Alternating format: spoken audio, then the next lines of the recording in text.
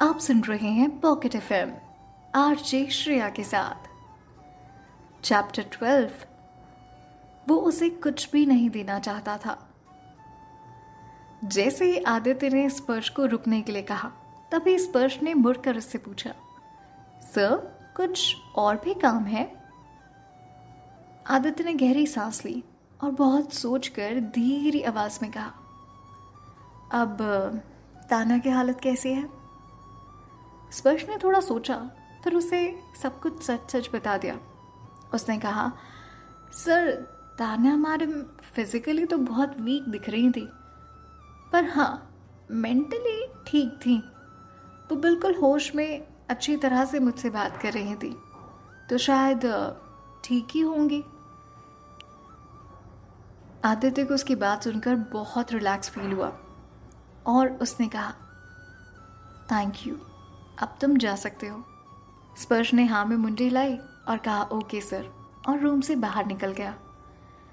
स्पर्श के जाने के बाद आदित्य उस लौटाए हुए चेक को देखे जा रहा था और अंदर ही अंदर उसे बहुत गिल्ट फील हो रहा था और उसे लग रहा था कि उसे तान्या की हेल्प करनी चाहिए और उसके लिए कुछ ना कुछ ज़रूर करना चाहिए।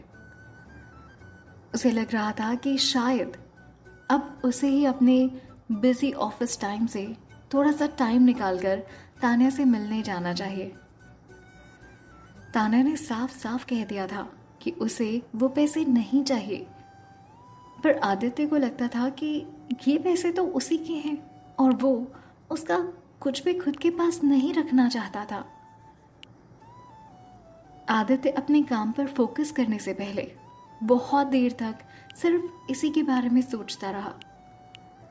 दूसरी तरफ तान्या प्रखर की इस जिद से परेशान हो गई थी कि वो उसके साथ जाकर एक बार डॉक्टर को दिखाए। वो जिद करता रहा कि वो उसके साथ जाकर एक बार चेकअप करवा ले। उसकी रिक्वेस्ट और डांट दोनों तरीके से उसे मनाने की कोशिश की उसने, पर इसका कोई फायदा नहीं हुआ। प्रखर की जिद अब भी बरकरार थी। तान्या ने उसे समझाया कि वो बिल्कुल ठीक है, पर प्रखर को उसकी चिंता सताई जा रही थी।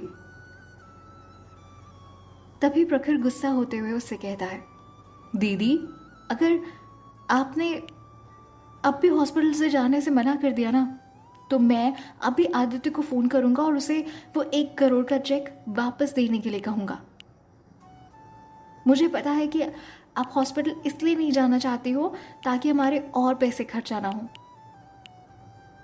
इसलिए चेक आ जाएगा तो वो प्रॉब्लम नहीं होगी, तब आपको टेंशन भी नहीं होगी पैसों की, तब तो जाओगी ना डॉक्टर के पास। प्रखर ने बहुत मासूमियत से उसे चमकाया था। तान्या उसकी धमकी से जोर जोर से हंसने लगी और वो हार मानकर बेड से उतरकर खड़ी हो गई। उसने कहा, ठीक है, तुम जीते, मैं हारी, मैं हॉस्पिटल जाऊंगी, पर मेरी भी एक कंडीशन है। उसकी ये बात सुनकर प्रखर खुश होकर उससे कहता है, हाँ हाँ ठीक है, मान लूंगा सारी बात, बताओ क्या हुआ। अगर मेरे सारे टेस्ट क्लियर हो जाते हैं तो तुम मुझे घर पर रहने से परेशान नहीं करोगे और मुझे परेशान करना बंद कर दोगे। मुझे हॉस्पिटल की स्मेल बर्दाश्त नहीं होती। प्रखर सर हिलाते हुए कहता है, ठीक है, प्रॉमिस। उसे बस अपनी बहन को हॉस्पिटल लेकर जाना था, बाकी जो भी काम हो बाद में हो सकते थे। प्रखर ने जल्दी से एक बैग में उन दोनों के रात के कपड़े पैक कर लिए और तान्या को लेकर हॉस्पिटल चला गया। तान्या, जो कल रात को हॉस्पिटल से भाग गई थी, वो हॉस्पिटल फिर से लौटी। जो डॉक्टर्स और नर्स उसे जानते थे, उसे धीरे से डांटने लगे। वो मुस्कुराते हुए उनकी डांट सुनती रही और कुछ देर के बाद वो सभी शांत हो गए। डॉक्टर और नर्स को ये लग रहा था कि भाई, पेशेंट इस हालत में कैसे चला जा सकता है, अगर उसे कुछ हो जाता तो। बट भगवान की कृपा से तान्या के सारे टेस्ट क्लियर हो गए, पर डॉक्टर चाहते थे कि वो कुछ दिन हॉस्पिटल में ही रहे ताकि वो उसे ऑब्जर्वेशन में रख सके और उसकी वीकनेस के लिए उसे ट्रीटमेंट दे सके। उस इतने बड़े हॉस्पिटल में कुछ दिन और रुकने की वजह से उनका खर्चा बहुत बढ़ जाता। तान्या ने उस वक्त तो कब किसी से कुछ नहीं कहा, पर उसके मन ही मन उसने डिसाइड कर लिया था कि वो घर चली जाएगी। ऐसा नहीं था कि उसे खुद की परवाह नहीं थी, पर वो अपनी चाचा पर और बर्डन नहीं डालना चाहती थी। वो एक बहुत बुरी सिचुएशन में फंस चुकी थी। एक तरफ वो जल्दी ठीक भी होना चाहती थी ताकि वो बाहर जाकर काम कर सके, और दूसरी तरफ उसे ठीक होने के लिए बहुत सारे पैसों की ज़रूरत थी जो उसके पास नहीं थे। हालांकि उस हॉस्पिटल के बेड पर लेटे हुए और हाथों में ड्रिप का इंजेक्शन लगाए हुए उसे अंदर ही अंदर बहुत गिल्ट फील हो रहा था और बहुत गुस्सा भी आ रहा था। वो इन सारी बातों को अच्छे से हैंडल कर लेती थी। अगर उसकी याददाश्त वापस नहीं आई होती तो, पर अब जब याददाश्त वापस आ चुकी थी तो ये सोचकर उसे खुद पर गुस्सा आ रहा था कि वो किसी काम की नहीं है और वो बहुत हेल्पलेस महसूस कर रही थी। उसे लग रहा था मानो वो अभी ड्रिप, इंजेक्शन, ये सारी चीज़ें निकाले और कोई काम ढूंढ ले। जैसा सब कोई कहते हैं, पैसा सब कुछ नहीं होता, पर कुछ चीज़ें ज़रूर होती हैं जो पैसे के बिना कभी नहीं हो सकती। तान्या को लग रहा था कि पैसों की कमी के कारण ऐसा बहुत कुछ है जो वो नहीं कर पा रही है। प्रखर भी कुछ पैसे कमाने के लिए बहुत मेहनत किए जा रहा था।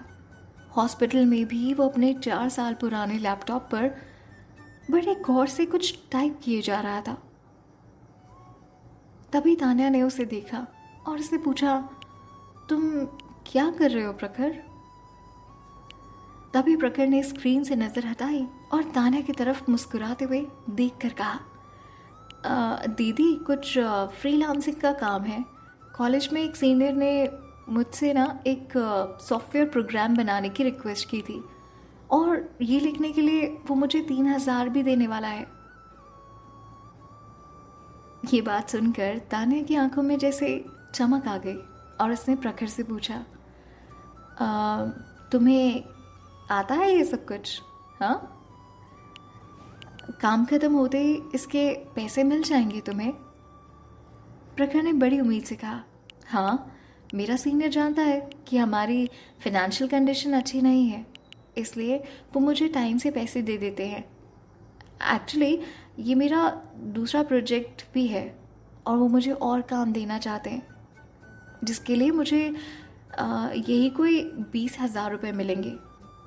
पर वो काम बहुत डिफ़िकल्ट है और वो चाहता है कि मैं 2 दिन में इसे कंप्लीट कर लूँ, इसलिए मैं इसे मैसेज कर रहा हूँ कि मैं अभी नहीं कर पाऊँगा।